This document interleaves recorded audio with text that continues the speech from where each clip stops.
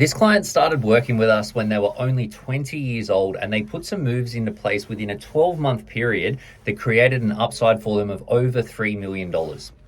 So getting into the details, this guy was 20. He was on an income of $120,000 a year, had cash savings of 45K, and was saving $2,000 a month.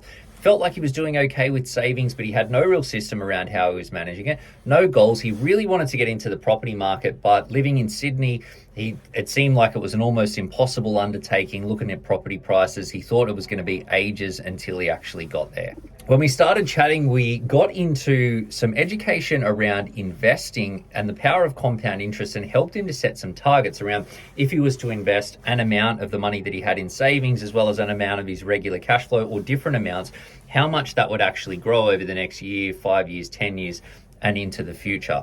As a result, he got super pumped up, as most people do when they take the time to see what actually investments will do for them over time.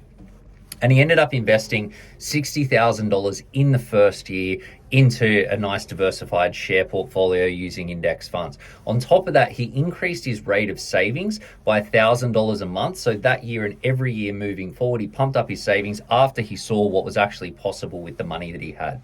Now, just based on the long-term share market return, and not about picking the next big share market winner that shoots the lights out, we could see that $61,000 over the next 40 years would grow to be worth $3,025,000.